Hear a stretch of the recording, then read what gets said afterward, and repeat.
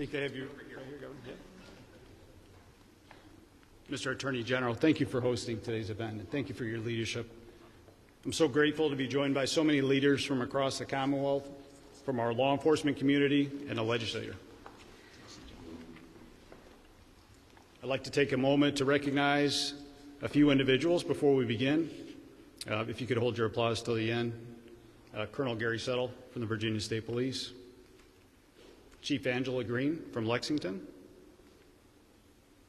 Sheriff Richard Vaughn from Grayson County, Tanika Brown from the Richmond International Airport, Chief Michael Kachis from Charlottesville. Yes, sir. Thank you. Chief Venuti from VCU, Delegate Cherry, Senator Diggs, Senator McGuire, Delegate Higgins, Delegate Owen, Delegate Watchman, thank you. Finally, I'd like to recognize our patrons, Senator Mark Obuchain and Leader Todd Gilbert. Thank you for championing this critical issue. And now it's my honor to welcome to the podium our first speaker, Leader Gilbert.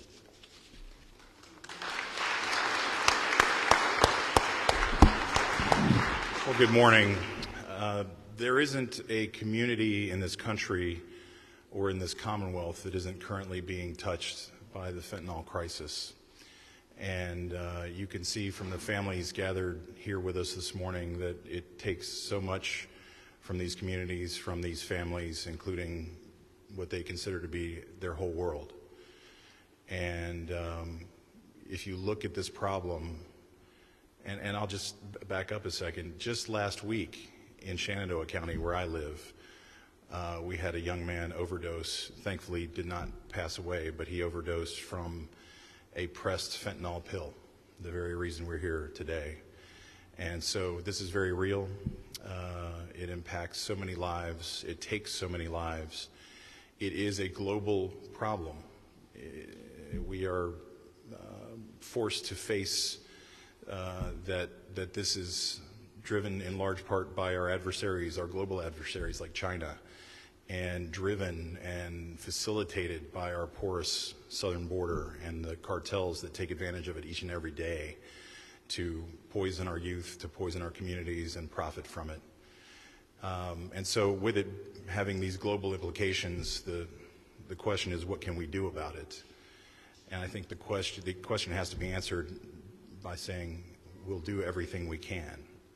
And so today marks a step forward in doing the things that we can do to try to draw attention to this crisis, to try to combat this crisis, and to try to stop people who are facilitating what is going to have to be a much bigger solution. But again, we can do what we can today. And so I'm so thankful for those who were involved in this in the governor's office, the attorney general's office, Senator Obuchain for his leadership.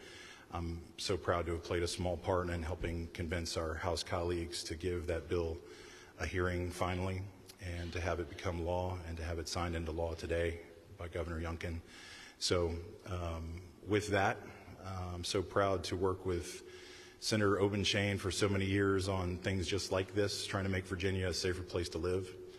And I'm proud to call him my friend, and so proud of the work he's done to bring this bill into law. So with that, I'm proud to welcome Senator Mark Obuchain. Thank you.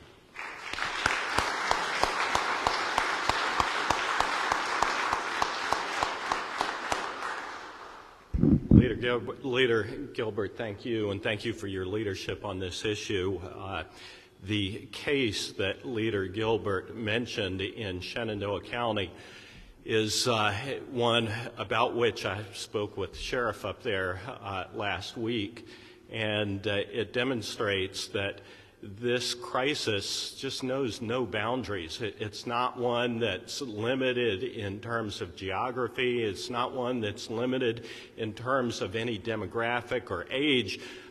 The person who Leader Gilbert mentioned, who suffered an overdose, had also given a fentanyl-laced pill to his mother, who overdosed as well. And this is something that is touching every corner of the Commonwealth of Virginia. It is something that it is so difficult to even understand the scope of this crisis, either in terms of the material that's coming in or the human components of this crisis. In terms of fentanyl, last year, the DEA seized over 80 million fentanyl-laced counterfeit pills and 12,000 pounds of powdered fentanyl that was going to go into circulation to be manufactured or incorporated into other drugs. 12,000 pounds of fentanyl. It takes 0.00007, that's 4 zeros, 407 ounces of fentanyl to constitute a lethal and irrevocably lethal dose of fentanyl. That is 228,000 doses per pound. That is 2.7 billion with a B, potential lethal doses of fentanyl that were seized by the DEA last year. That is a fraction of what is crossing our border and is killing Virginians and Americans at a rate that is mushrooming year after year. The humanitarian and the human costs of this crisis are just absolutely incalculable, and we cannot sit by year after year after year and do nothing. And this year, I am so pleased that we were able to get this bill, and this bill is not a panacea. It is not going to solve the crisis. It is a small step in the direction of doing something that I hope and pray will save 1, 2, 5, 10, 50 lives. And if it saves any lives, I will consider it to be a success. This bill almost died without a hearing this past year. I sat in a committee room with some of these folks who are standing behind me, waiting for this bill to be heard after clearing the Senate on a unanimous vote in the House. And I sat there for about 45 minutes only to be told that this bill would not get a hearing, that this bill was going to die a political death. Delegate Gilbert and a handful of intrepid colleagues of his in the House raised Cain and pointed out that this issue is not a Republican issue, Republican-Democrat issue. It is not a liberal or conservative issue. This is an issue that affects every single Virginian. And it is one of those issues upon which we must come together. And thank God there was a change of heart, and this bill actually received a hearing and wound up clearing both chambers virtually unanimously, as it absolutely should have from the very beginning. And I hope that we can build on this. I'm delighted that we are signing this bill today, but I hope that this is the beginning of an effort here in Virginia and across America to do something meaningful to save lives this year, next year, and for years going forward. It is my pleasure also to introduce to you somebody who has been just absolutely indispensable in this fight.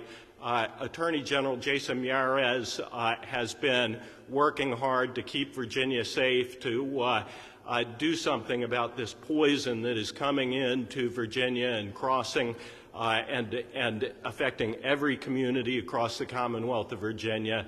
Ladies and gentlemen, join me in welcoming the Attorney General of the Commonwealth of Virginia, Jason Miyares.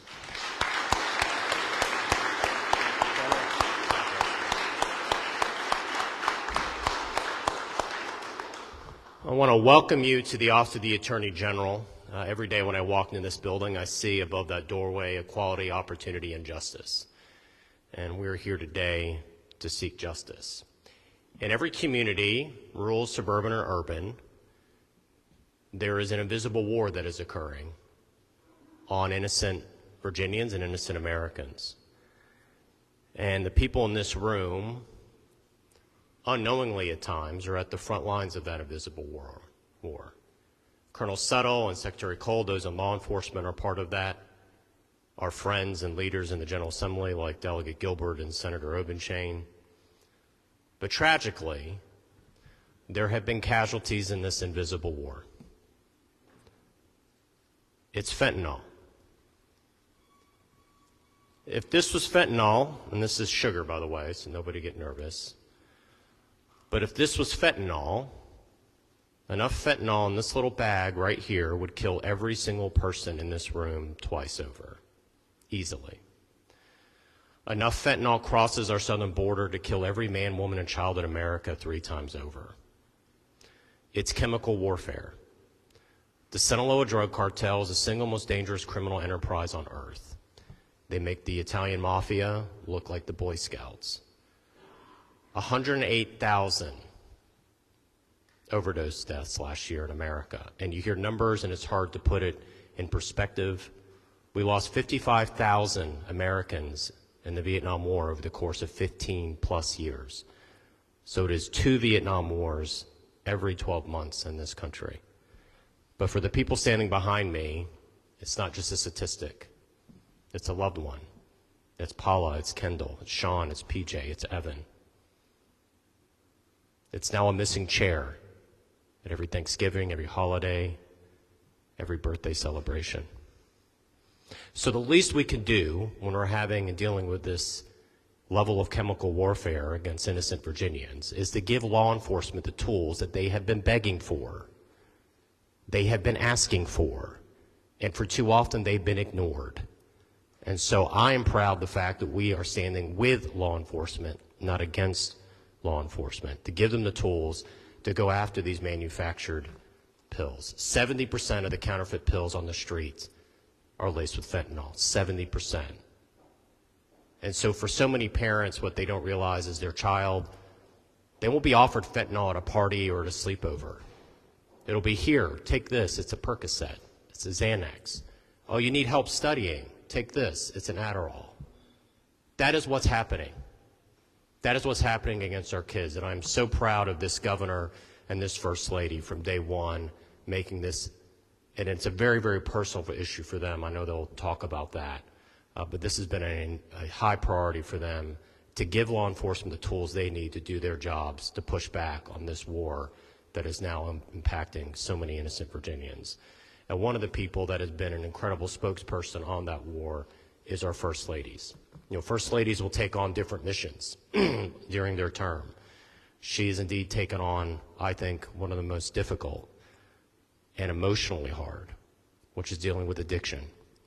And she has launched, in conjunction with our office, It Only Takes One. To get the message, it only takes one pill to kill. It only takes one to rob you of your dreams, your hopes, and your aspirations. And she's been an incredible spokesperson on this issue at all different corners of the Commonwealth. And she has a heart as big as Texas. Please welcome our incredible First Lady of Virginia, Ms. Suzanne Youngkin.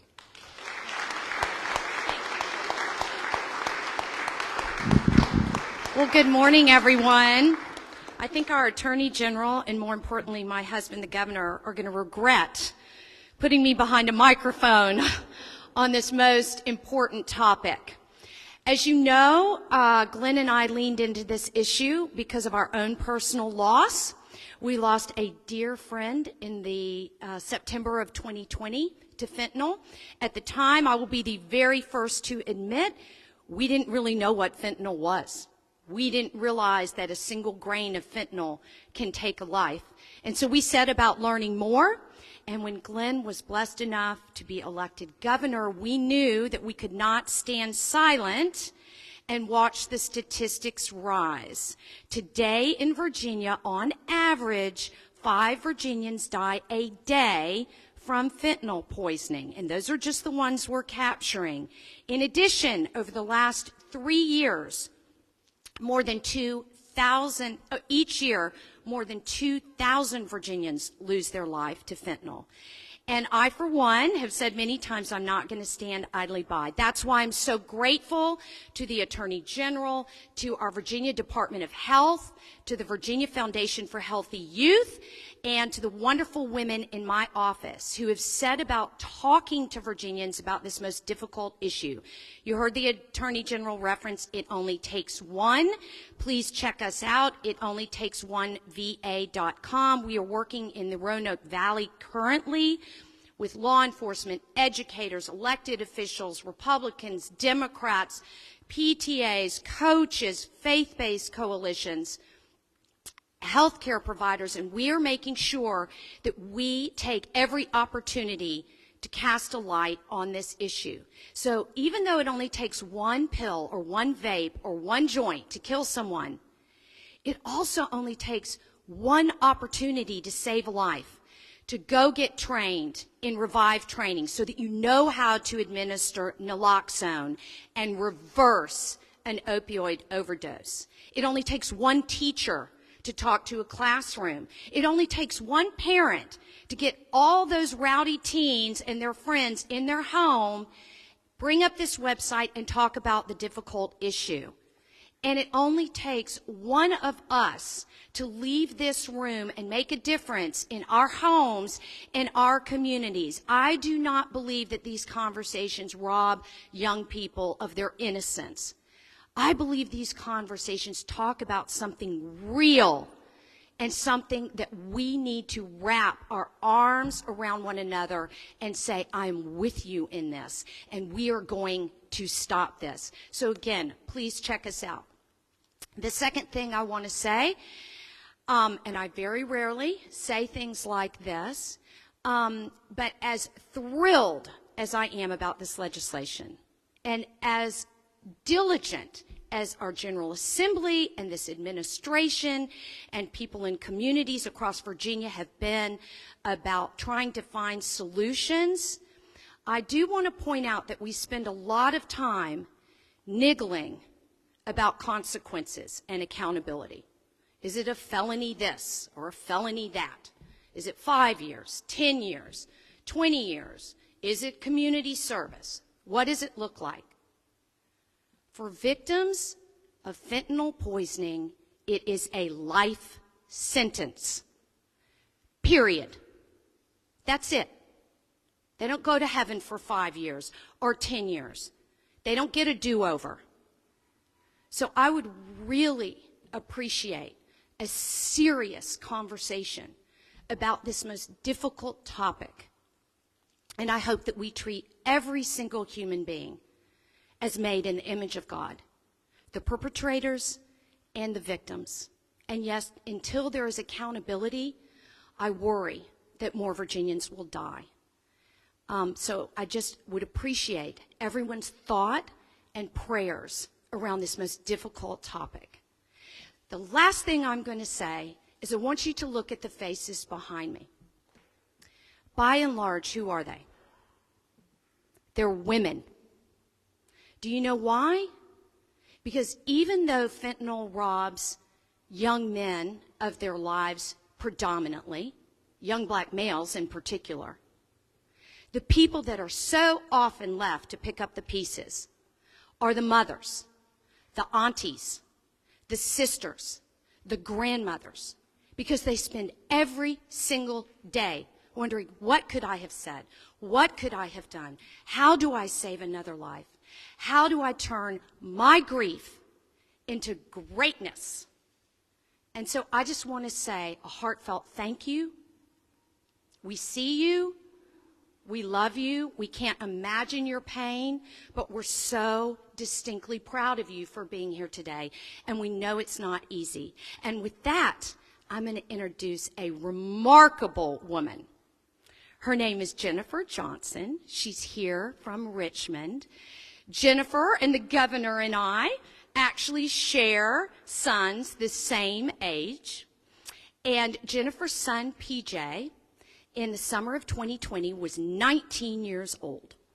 PJ was getting ready to go to college. PJ had a new girlfriend. And on one summer day, he even said to his mother, Jennifer, I feel markedly optimistic. Now, for a 19-year-old boy to say that, you know it's a good day. And on that particular day, PJ and his girlfriend went to an open mic here in Richmond. And they came home to Jennifer and her husband's home by curfew, I might add, another wonderful thing for a 19-year-old son, by curfew, and they retreated to a room to watch a movie. The next morning, Jennifer got up, she's frying bacon, and she's thinking to herself, how can fried bacon not attract PJ to this kitchen? Because he was usually one of the early birds in the household. More importantly, PJ had parked his car behind her car, and she needed to get out and needed his car key to move the car. So Jennifer went to the room where her son and his girlfriend, PJ, had gone to watch the movie. And when she opened the door, she screamed. Please welcome Jennifer Johnson.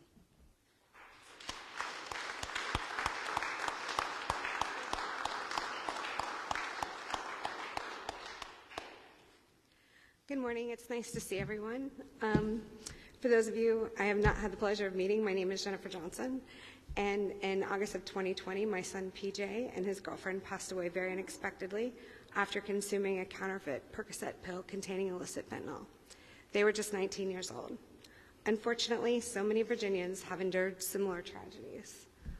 I've had the privilege of getting to know Ashley and Hallie and the First Lady over I guess it's been a little while now, just doing some advocacy related to fentanyl legislation. And I can't say enough how warm and kind they are and very dedicated to this cause and the people of the Commonwealth of Virginia.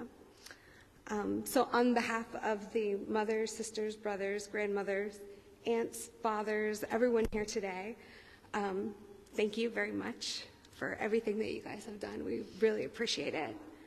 And so with the fentanyl crisis presently assailing our country and our Commonwealth, we've been truly blessed to have the Governor and First Lady Youngkin actively engaged on every level in the fight against it. I have extreme confidence in Governor Youngkin's mission to protect our children and enact laws that provide justice for the devastating impacts of fentanyl poisoning here in Virginia. I'm honored to introduce him this morning. This is Governor Youngkin.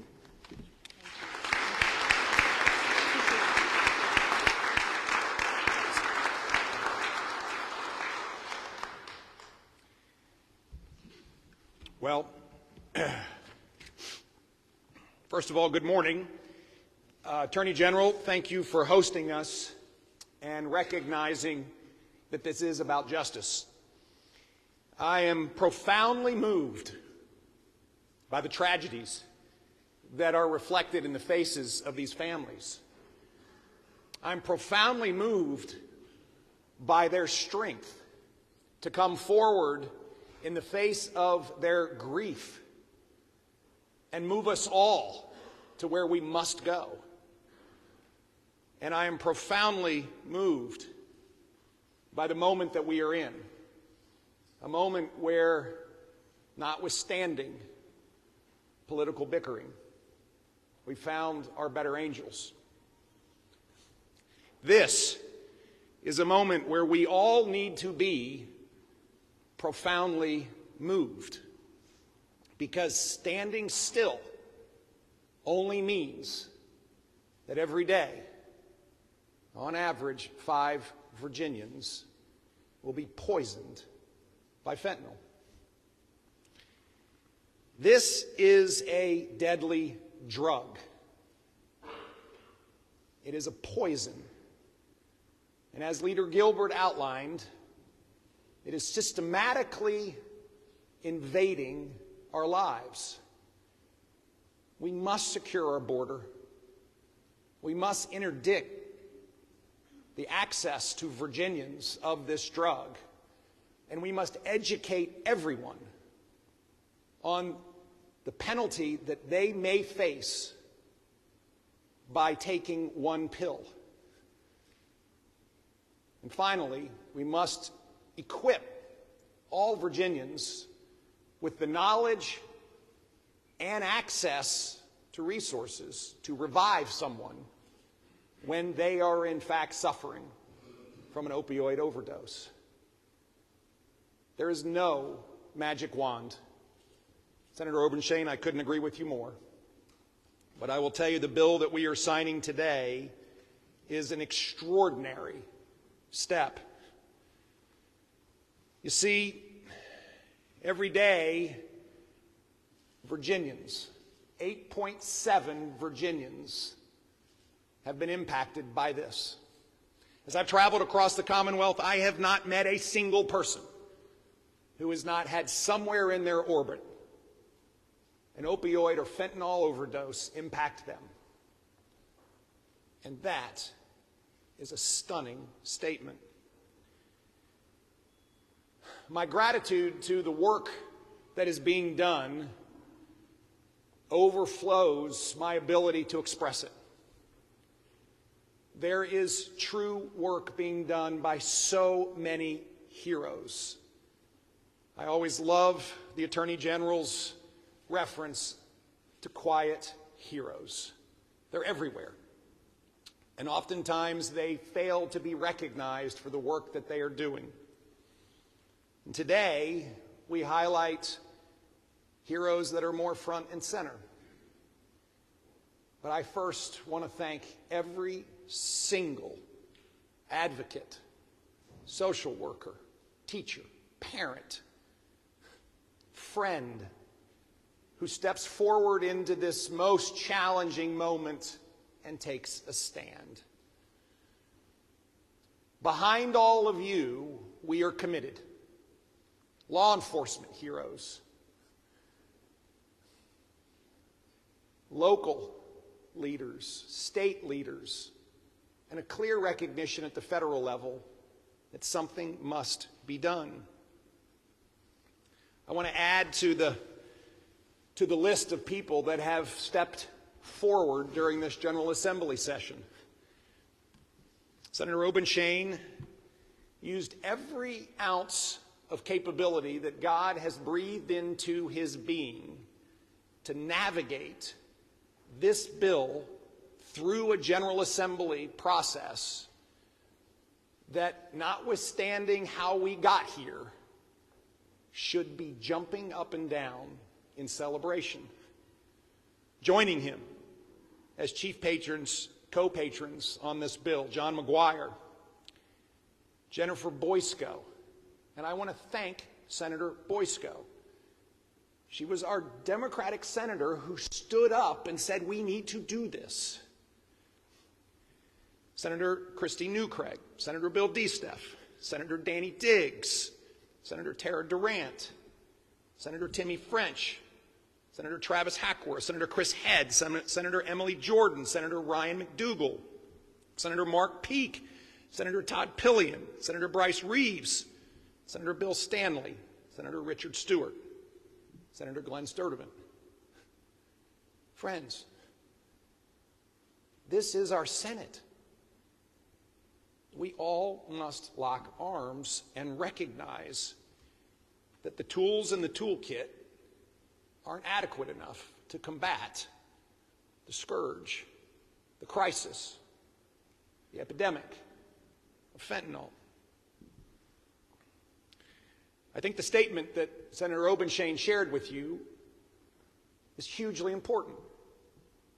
This bill passed both houses nearly unanimously when everyone stepped back and said what's important.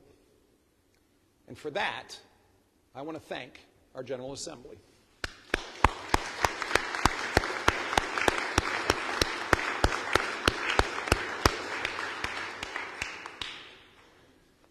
There's more coming. Senator DeSteff has championed a bill to create a task force on fentanyl and heroin enforcement so that we can work together again to strengthen our law enforcement's ability to continue this fight. The statistics are truly overwhelming. And sometimes we become numb to those statistics because they seem almost unreal. And our challenge is never to become numb. The seizure of fentanyl across the Commonwealth of Virginia and across the country, as Senator Obenshain shared, is only what we seize. And yet every American and most people in the world would die if that one pill, that one Percocet that they in fact were given by a friend at an open mic event made its way into every person's hands. Jennifer, I want to thank you. I want to thank you for your strength this morning.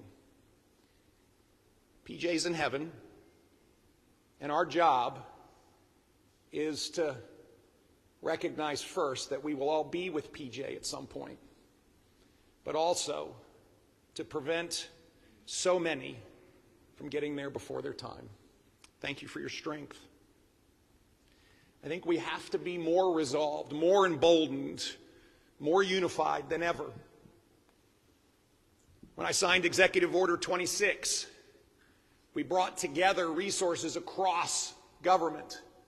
Yes, our public safety capabilities, but also our health and human resources, and also our ed team, recognizing that this is not a single area of responsibility, but it is a statewide, national issue that requires everyone. I'm proud to say that this week, for the month of April, we launched a comprehensive effort called Operation Free Virginia, led by our public safety team. Secretary Cole, thank you. This effort is a collaboration between federal capabilities, state capabilities, and local heroes in order to, across the entire Commonwealth, educate using every tool in our toolkit. Outlined in the First Lady's, it takes only one effort to make sure that parents and students and grandmothers and grandfathers and cousins and aunts and uncles all know that, yes, it only takes one. But second of all, there is an enormous surge of law enforcement capability focused on stopping fentanyl. This month will be a big step. Seizures are already through the roof. And I want to thank everyone in our law enforcement community for the tremendous work that all of you are doing. It's dangerous work. It's meticulous work. It's impactful work. And I look forward to the great results that Operation Free Virginia will in fact deliver. The surge is concentrated across the Commonwealth in order to make sure that no more Virginians die. This effort is targeted again against a drug that few people fully understand. Counterfeit pills seem to be at the heart of it, lacing other either legal pharmaceuticals or illegal drugs with fentanyl in order to hook a user with an indiscriminate understanding that it will kill them, is what we're dealing with. Just earlier this year, in one raid, 66,000 fentanyl pills were seized in Manassas alone. 66,000 Virginians were saved with one raid. These counterfeit pills often look like genuine pharmaceuticals, and yet they are laced with a substance so potent that milligrams are deadly. What this bill does is take this issue head on through three critical avenues. First, it raises the penalties for adulterating or misbranding drugs, aiming at the heart of the counterfeit drug problem. Second, it makes the possession of pill presses, encapsulating machines, and tableting machines a criminal offense. You cannot even possess them now. These devices are alarmingly accessible at modest prices and have been used by criminal organizations to produce extraordinarily large quantities of deadly counterfeit drugs. Finally, this bill guarantees a 10-year mandatory minimum for manufacturing any substance that contains fentanyl in the same house with a minor. By signing this bill that finally passed both houses on a near unanimous basis, we are sending a clear message that the Commonwealth is going to work collaboratively to equip law enforcement to take a stand against the production and distribution of this horrific poison. We must aggressively continue our work. This is a battle. And I commit, and I know everyone behind me, and knowing all of those of you in front of me, are going to lock arms and continue to march forward. You see, we commit ourselves to a tomorrow where the fentanyl crisis is not a headline in our daily lives. It's just a horrific chapter that we came together to close. So thank you. Thank you to everyone in this most important fight. Together, we can do this. Together, we can make Virginia the very best place to live and to work and to raise your families. And so I ask for God's blessing on everyone engaged in this work, to wrap you in his hedge of protection, to strengthen you to do the hard right, and to make sure that those areas of disagreement that stand in the way of unity are washed away so that we can march forward. And of course, I ask his blessing on the Commonwealth of Virginia. Amen. Let's go to work and sign a bill.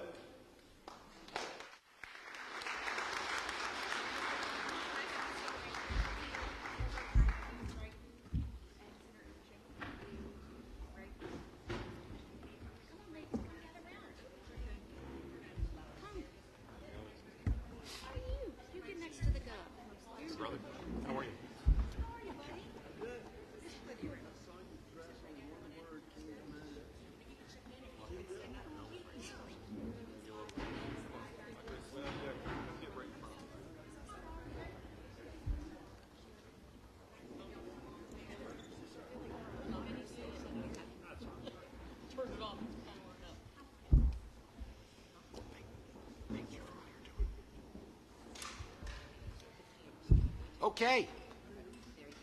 Yeah, good. Thank you. Please make sure we see everybody's picture. Can you come up? You've got a fabulous picture. Can you just come up with that too? Awesome. Hi there. Thank you. Thank you. Nice to see you. Okay. I just call everybody's attention to the pictures around us and our effort to never have another one. It's my privilege to sign Senate Bill 469, patroned by Senator Mark Obenshain, Chief Co-Patron Senator John McGuire, lots of additional co-patrons. Senator Diggs is here with us today, along with 10 other senators. The bill establishes severe penalties for individuals who possess or use drug manufacturing equipment, particularly if they are aware of its illicit use. And additionally, this bill toughens consequences for adults who knowingly expose minors or vulnerable individuals to the production of hazardous drugs like fentanyl, while also escalating penalties for the distribution of counterfeit or mislabeled drugs. Senator, where are you? I'm back here. Get over here. Get over here. I'm around here. I know. Listen, I have signed a lot of bills in my third legislative session, and this one ranks at the top of the list of what I'm proud of. So thank you.